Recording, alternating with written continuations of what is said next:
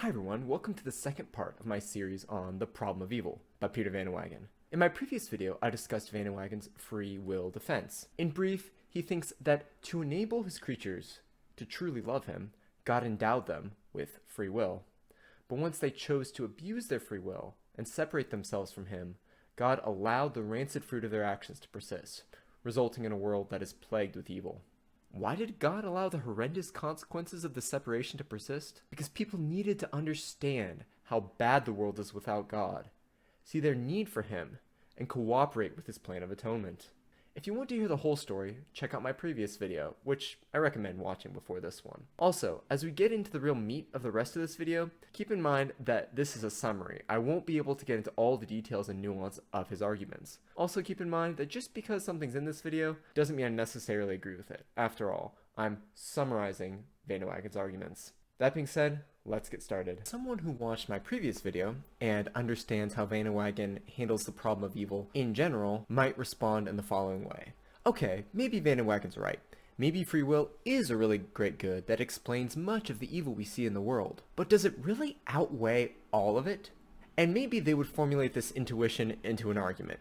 This is what Van Inwagen calls the local argument from evil. So this is a modified version of it that makes it formally valid. In the book, he gives one that is not valid for some reason, of his own admission. I don't know why. Anyway, so it goes like this. 1. The world contains this mutilation. Van Inwagen uses the example of a woman who is mutilated by a rapist. Just an incredibly horrendous example of evil in our world. 2. If God existed, the world would not contain this mutilation. 3. Therefore, God does not exist. When I was studying this book in college, my professor broke down the dialectic, or the way the conversation flows, in a very helpful way. So it seems like the atheist wants to say, okay, look at all this evil in the world. How could a good God allow this? And then the theist replies with, well, we have this free will defense. And then maybe the atheist says, okay, that explains some of the evil we see in the world, but does it really explain all of it? So you see the conversation shifts from talking about evil in general to talking about one specific example of it, hence the local argument from evil. So how does Van Inwagen respond? Van Inwagen is going to take aim at premise 2. If God existed, the world would not contain this mutilation. And we'll see why in the next slide. Okay, so Van Inwagen thinks the justification for premise 2, if God existed, the world would not contain this mutilation, is what he calls the moral principle. If one is in a position to prevent some evil, one should not allow that evil to occur. Not unless allowing it to occur would result in some good that would outweigh it, or preventing it would result in some other evil at least as bad. Hence, because people think that's true, that gets them to the conclusion God would have left a horror out of the world if the world would have been no worse for him doing so. And this is a fairly intuitive moral principle. I think a lot of people could get on board with it. However, Van Inwagen is not sold. He says that he has counterexamples, which we will see in the next slides. Okay, so this is the first counterexample Van Inwagen has to the moral principle. And now this takes place in an imaginary world. And in this world, the only purpose of prison sentences is the deterrence of crime. Now that's false, but again, this is just a thought experiment. Now suppose in this world, someone named Blodgett commits felonious assault and receives a prison sentence of 10 years. So Blodgett is this guy in the left on the highly sophisticated PowerPoint graphic we have here. Now suppose you're an official who has the power to release him one day early. Blodgett says, let me out one day early. And the judge says, why? And Blodgett says, the moral principle, you shouldn't allow an evil if you have the power to prohibit it, and doing so would not result in a worse evil or the prevention of a greater good.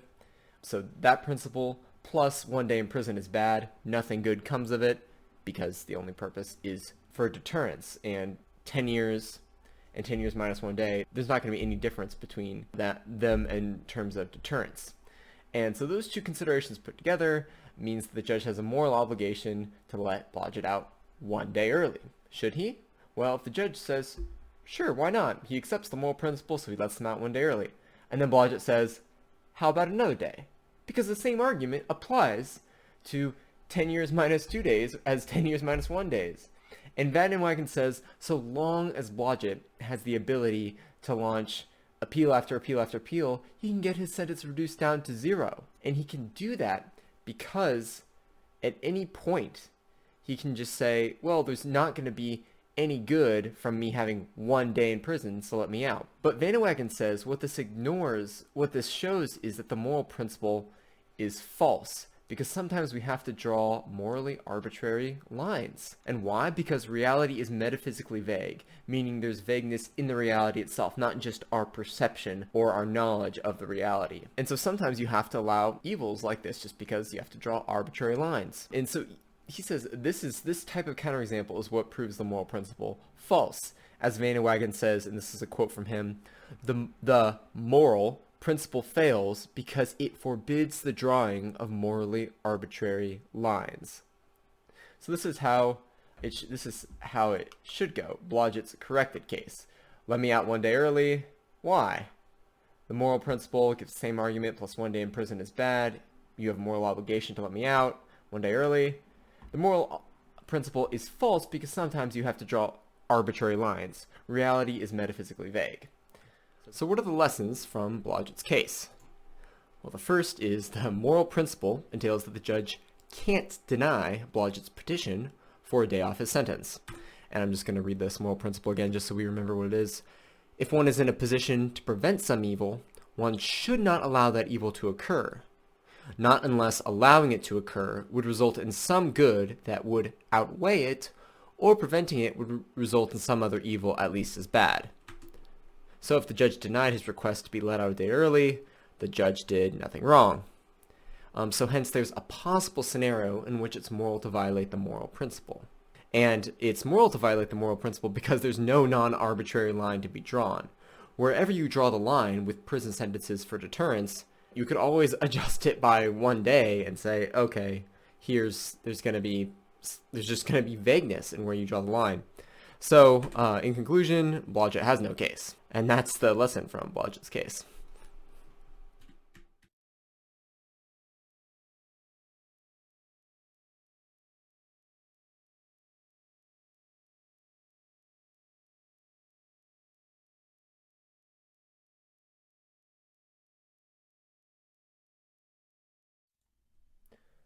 What justifies him in allowing the mutilation to occur in reality, when he could have excluded from reality it without losing any good thereby? Has the victim of the mutilation not got a moral case against him? He could have saved her, and he did not, and he does not even claim to have achieved some good by not saving her. I offer the following obvious defense. There was no non-arbitrary line to be drawn. Wherever he drew the line, there would have been countless horrors left in the world, and his plan requires the actual existence of countless horrors. And the victim or victims of any of those horrors could bring the same charge against him that we have imagined the victim of the mutilation bringing against him. This is why God did not prevent the mutilation, insofar as there is a why. He had to draw an arbitrary line, and he drew it. That's all there is to be said. Inwagen notes that this defense is not supposed to comfort anyone. That's not its point. The point is to show that the existence of countless horrors in this world does not show that God is at fault. Now suppose you don't accept this narrative. Suppose you think the concept of metaphysical vagueness in the reality itself, not just in our knowledge of the reality. Suppose you think metaphysical vagueness doesn't make any sense. I know people like that. Then Inwagen has a backup plan, epistemic vagueness.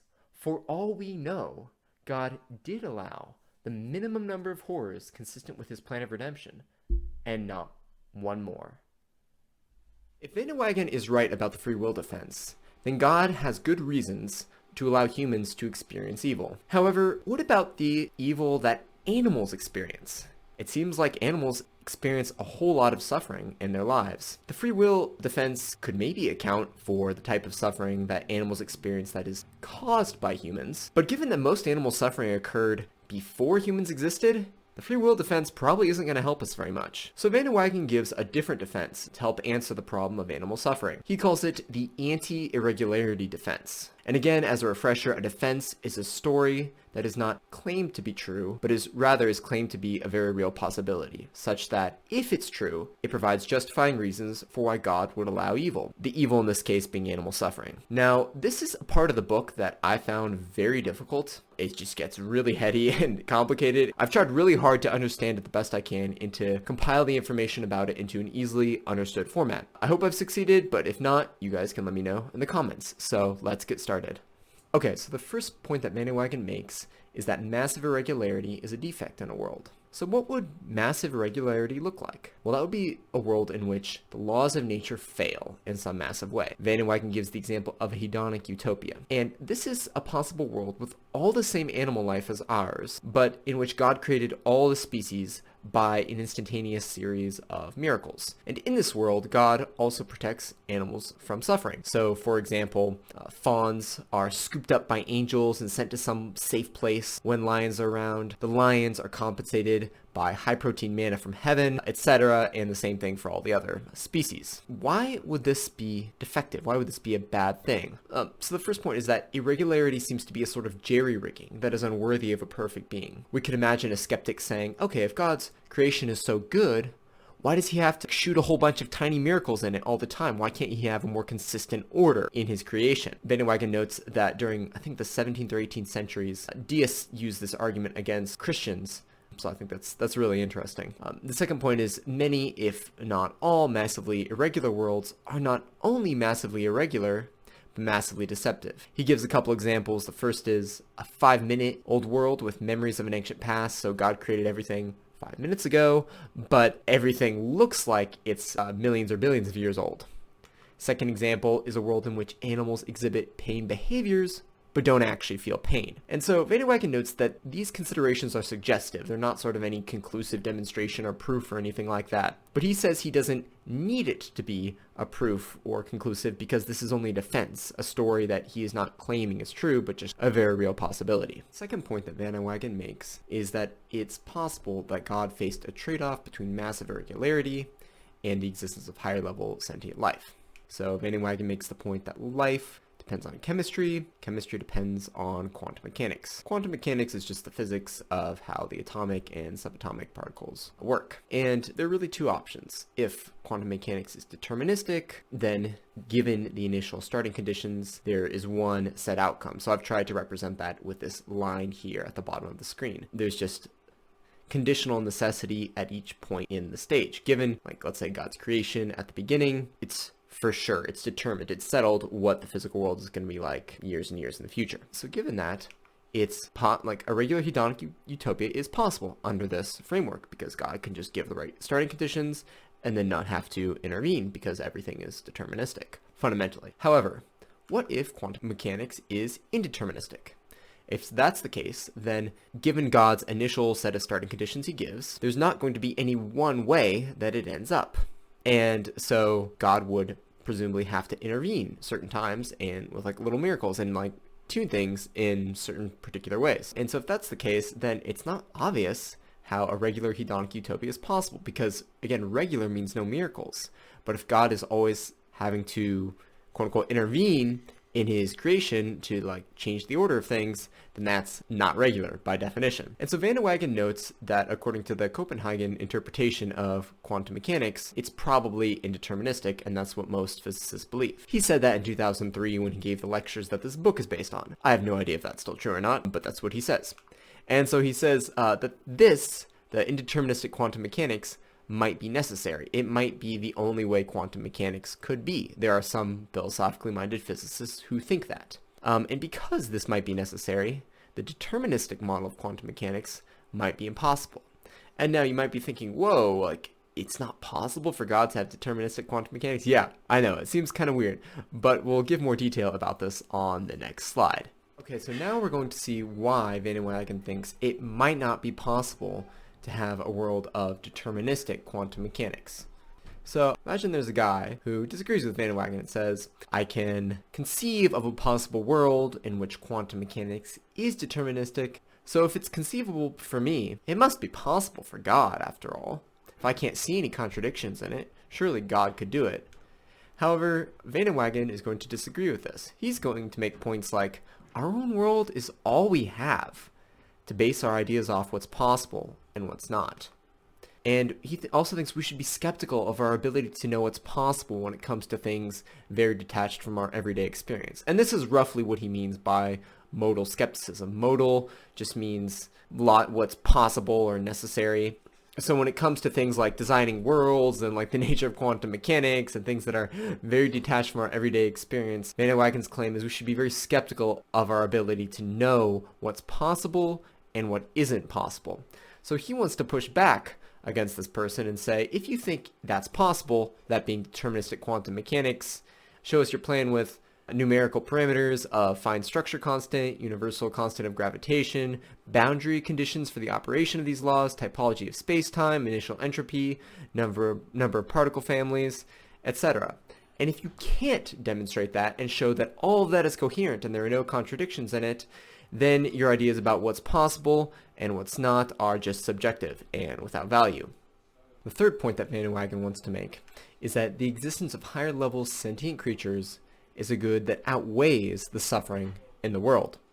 So he says the question that we need to evaluate is whether there is a prima facie case for the thesis that the actual sufferings of beasts constitute a greater defect in the world than does massive irregularity. As we saw in the previous slides, Vagueness has built the case that God had to have a trade-off between massive amounts of irregularity and a regular world where animals suffer. And so he says we're faced with this dilemma, or these trade-offs here. We're weighing two moral considerations. On one hand, we have animal suffering. On the other hand, we have massive irregularity. And which is worse? And Vagueness says we're just really not in a position to be able to say that animal suffering is worse. Again, this comes down to his modal skepticism, which he thinks that the only way we could really judge between these two things, between animal suffering and massive irregularity, is by our moral intuitions. And he thinks there's no reason to think that our moral intuitions are well suited for judging this sort of thing. There's no reason to think that our moral intuitions are well suited for designing a world that has either massive irregularity or animal suffering. So that really comes down to it. Why he thinks that we're not in a position. Someone who wanted to argue that animal suffering is not something that a good God would allow is, a local problem of evil, I guess, is just not on very secure footing when it comes to the argument there. I'm going to go ahead and read this quote from him. He said, "I have urged extreme modal and moral skepticism, or one might say humility, in matters unrelated to the concerns of everyday life. If such skepticism is accepted, then we have no reason to accept the proposition that there is an omniscient and omnipotent being that will be able so to arrange matters that the world contains sentient beings and does not contain patterns of suffering morally equivalent to those of the actual world. Or, more precisely, we have no reason to suppose that an omniscient and omnipotent being could do this without creating a massively irregular world. And, for all we know, either the disutility, intrinsic or extrinsic, of massive irregularity in a world is greater than the intrinsic disutility that is a consequence of containing vast amounts of animal suffering, or else the disutility of massive irregularity and the disutility of containing vast amounts of animal suffering are incomparable."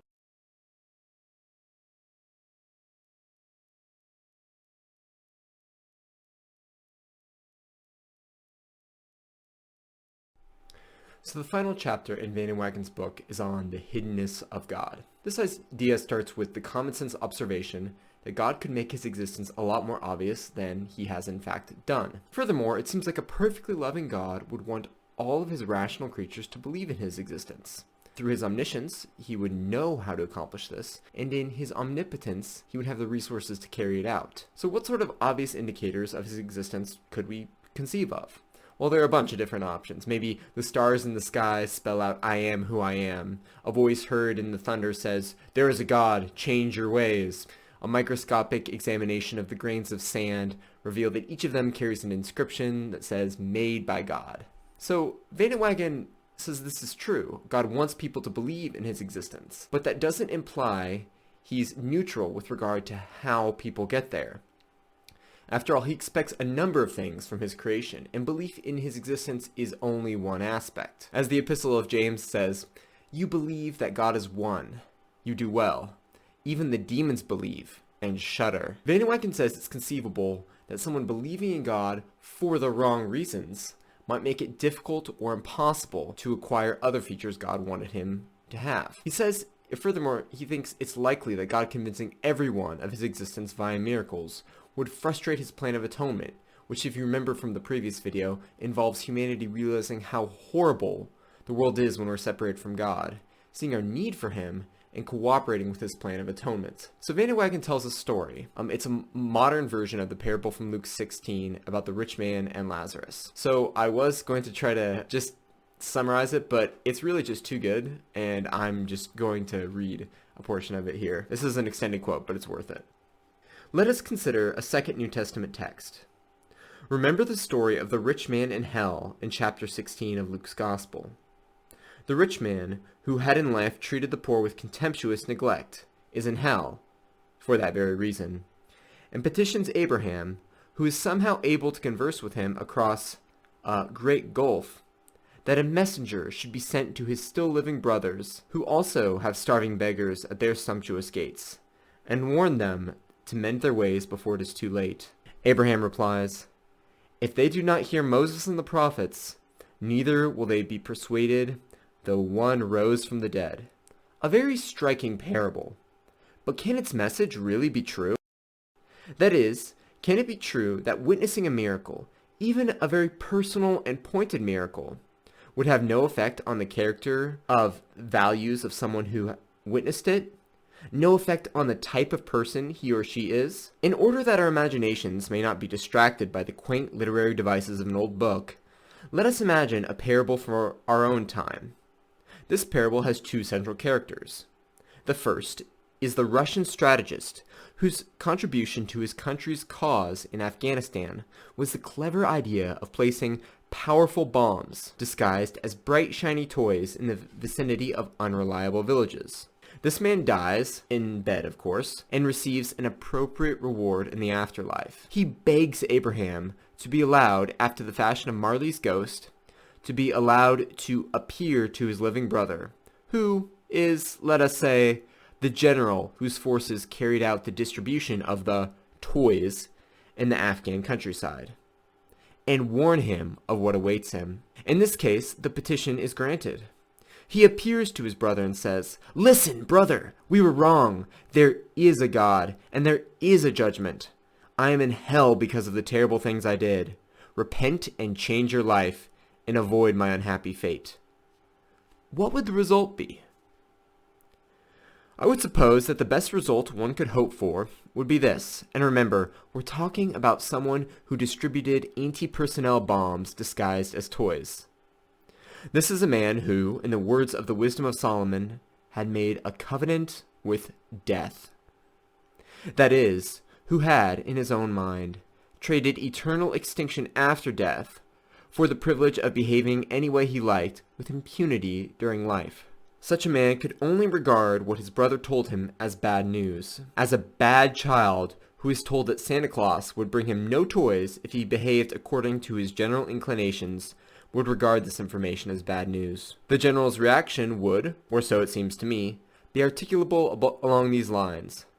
"All right, seems I was badly out in my calculations. The nature of the universe is entirely different from what I thought it was. It has a personal creator, a being of such power that it is hopeless to oppose his will. This being has some rules, and the penalty for disobeying them is terrible. And it seems that these rules are, to put it mildly, inconsistent with the kind of life I want to live. It seems that if I want to maim and kill Afghan children and their families in order to curry favor with my political bosses, I'll be subject to eternal torment. This is the worst news of my life. All my plans have to be rethought. Well, I better get on with it. What I have to do is figure out how to obey these damned rules in a way that will require a minimum modification of my goals in life." Or at least, that's one way the general might react. Another possibility would be simple rebellion. If the general resolves to modify his behavior and goals in response to the bad news, he has received from his dead brother, it is far from clear that even this resolution could be expected to last very long. The effect of hellfire sermons on those who are affected by them at all is in general a repentance and attempt at life, at amendment of life, that are transitory indeed. I shouldn't be surprised if our general would, before too long, find some way to convince himself that this vision of his brother was some sort of illusion, perhaps a transient psychotic episode, and to push it out of his mind altogether. But whether he does or doesn't continue to believe that the miracle he witnessed was real, it's not going to produce any change in his behavior that God would be interested in. It's not going to cause him to realize that the world is a horrible place and to seek his way out of this horrible world. It's not going to make of him a man who believes that the world is a horrible place because human beings are separated from God, and that world can be healed only if humanity is reunited with God. It's not going to convince him that he is a moral horror, and that his only hope of being anything else is to be united with God in bonds of love. No. He likes things just the way they are, or just the way they seemed to be before the visitation. He doesn't think the world is a horrible place, although he no doubt realizes it's a horrible place for many other people. But other people are of no interest to him. But other people are of interest to him only as instruments. His only objection to the world as he perceived it before the visitation was that he didn't enjoy enough power in it, a deficiency that he was devoting his every minute of waking life to correcting. So Inwagen is saying here that this could lead to a very sullen, very resentful way of just let me make the tiniest changes I can to accommodate the proposition that God exists, a fact which the general in the story hates. So this is sort of like sullen resentment, and this is not what God is interested in. This is not what his plan of atonement is trying to figure out. So Inwagen gives another example of how sullen resentment from obvious evidence might impede God's goals, and that is sexism. He asks the question, why hasn't God given every woman a scientifically inexplicable birthmark that says not intellectually, emotionally, or spiritually inferior to men? Why hasn't God done that?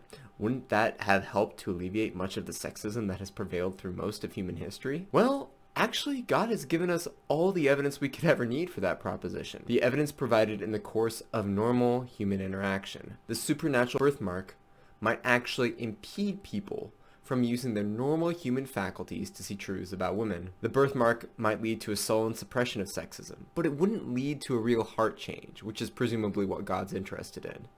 Men who believe women are inferior do so despite a world that is swimming in evidence to the contrary. The evidence provided in normal human interaction. Something is wrong with the cognitive faculties of those who are sexist, and not just innocently wrong. They are culpably epistemically defective. They're blameworthy for the beliefs they have about women. And I'm going to close with this quote from Inwagen, which shows how he relates this to the problem of God's hiddenness. If there is, as St. Paul has said, a natural tendency in us to see the existence and power and deity of the maker of the world and the things around us, Romans 2 verse 20, and if many people do not see this because they do not want to see it, is it not possible that grains of sand bearing the legend made by God, or articulate thunder, or an arrangement of the stars bearing a similar message would simply raise such emotional barriers, such waves of sullen resentment among the self-deceived, that there would be no hope of their eventually coming to perceive the power and deity of God in the ordinary, everyday operations of the things that he has made. Okay, so now that we've gone through Inwagen's account, at least a good portion of it, a very high-level overview of the arguments, as one might say, we're going to look at several objections. And obviously, this is a huge topic, and there's many, many objections we can get into. But I'm just going to limit myself to talking about the objections and replies that Inwagen himself discusses. So let's get started. Okay, so there's an objection to the free will defense that loosely goes as follows. Because it's metaphysically necessary the persons of the Trinity love each other, this is a counterexample to the idea that free will is required for love. Because in the free will defense, you remember, free will is required for love, which is required for union with God. However, is it just a matter of contingency that the members of the Trinity love each other? No, it seems like they love each other as an essential part of their nature. And hence, the free will defense seems like it incorporates a false premise that free will is this sense of alternate possibilities is required for love. So how does Vagueness reply to this? Well, he says that he tries to define perfect love. He says, a being loves perfectly if it has the property of loving each thing essentially. By this, as far as I can tell, he means necessarily, in every possible world, loving everything the right way. For instance, there's a proper way to love one's mother, one's cat, one's church. But if your love for those things looks the same, there's something definitely wrong there. Seriously wrong there. So because God's love is perfect love, he loves each thing essentially. However, we as finite beings are incapable of such love because we can't even be aware of everything that exists, much less love everything that exists. Vagueness takes this one step further and says that we can't even love one thing essentially or necessarily because there are other possible worlds in which we exist but don't love that thing. Like the causal antecedents, the things that caused us to come in contact, that thing could have been different. Maybe we could have chosen not to love that thing. Like even if it's a matter of external necessity that we love something, there's still other possibilities in which we couldn't. So because we don't have the ability to essentially love even one thing, what type of love best imitates the love that the members of the Trinity have for each other? Inwagen gives three options in the context of an imaginary scenario. There's a woman, Jane, who loves Jack. And we can ask, why does Jane love Jack? And there are three options. So which best resembles the love that the members of the Trinity have for each other? First is external necessity. Well, that doesn't seem to fit the love that the members of the Trinity have for each other because God's property of perfect love, like all his properties, is an essential part of his nature and thus comes from within himself. So it's not external, so that doesn't work. The second option is chance. Chance just meaning there's no explanation for why something happened. But that certainly doesn't seem like the kind of metaphysical necessity that explains why the members of the Trinity love each other. So the only other option is free choice. And Vagueness argues that free choice best resembles the love that the members of the Trinity have for each other because free choice comes from within, just like God's property of being perfectly loving comes from within himself. He notes that our emotions, the feeling of being loved isn't necessarily a choice, but choosing to love someone involves an orientation of the will, which is an essential part of what it means to love someone. Free choice is the type of love that, for finite beings that best resembles the love that the members of the Trinity have for each other. So that's how Vagueness explains that. The next objection is, why didn't God immediately restore people to their original union with himself? Why did he have to have this long history with all the suffering involved? Vagueness gives the following analogy to seek to answer this question. Suppose two brothers have a violent and bitter quarrel, and suppose their mother prays to God for a restoration of their relationship, but immediately and not in any sort of gradual fashion with the accompanying character building and all that. Vagueness says that what she's asking for is that God would wipe her son's memories. He doesn't see any other way for God to accomplish the restoration of their relationship in any sort of immediate way. But God wouldn't do this because that would be a grave deception about the facts of history, and God is not a deceiver. Also, Vagueness asks the question, right after God did this, like assuming God is the type of being that would just wipe people's memories and start over, what would prevent the separation from happening again? What would prevent the separation from God just happening over again? It's the question he asks. The next objection that Vagueness answers is the question, why has God allowed this age of evil to persist for so long? After all, it seems like people being in a separated state from God is a really bad thing, and shouldn't God want to cut that as short as possible? Vagueness offers three speculative responses to this. The first is, perhaps God wants the final community of those in union with him to be rather large. And the obvious objection to this is, well, couldn't he allow a population increase after his plan of atonement has been completed? And to this Vagueness replies, it might be that people wouldn't remember how bad the age of evil was. The new people, that were created after the completion of the atonement. And it might be that the memory of events on earth separated from God will be one of the factors that keep people from sinning in heaven. This is related to the idea, like, how will we have free will in heaven? Because theologians have typically said we won't be able to sin in heaven. And Van Inwagen's solution to that answer is the memory of how bad things were on earth when people were separated from God will be the thing that keeps people from sinning in heaven, because they won't want to go back to that. It'll be a very ugly and brutal thing in their minds. The second consideration that Van Inwagen offers is perhaps God wants the final community of those in heaven to be rather diverse. So maybe different people have different ways, and people groups and cultures have different ways of appreciating God and the good things he's created, and they can mutually enrich each other in heaven. And the third consideration Van Inwagen offers is maybe there are aspects of God's plan of atonement that require particular levels of social and cultural development. So he asks us to consider not just a generic plan of atonement, but the Christian plan of atonement, an essential part of which was Jesus' ministry in first century Palestine. Van Inwagen argues that Jesus' ministry could not take place in a culture very different from how first century Palestine was. There's a very long tradition and history and culture that went into making just about everything Jesus said very memorable and meaningful in very particular ways to those people in Palestine. And even if we grant that God could bypass all the long history, tradition, culture, and etc. of the Jewish people, and to use the biblical phrase, raise up children for Abraham, God would have to create false memories to replace the history, tradition, and culture of the Jewish people, and that would make God a deceiver. And as we've seen previously, God is not a deceiver, so he wouldn't do that. Thanks so much for watching. If you enjoyed this video, give it a like, and let me know what you think in the comments. God bless everyone.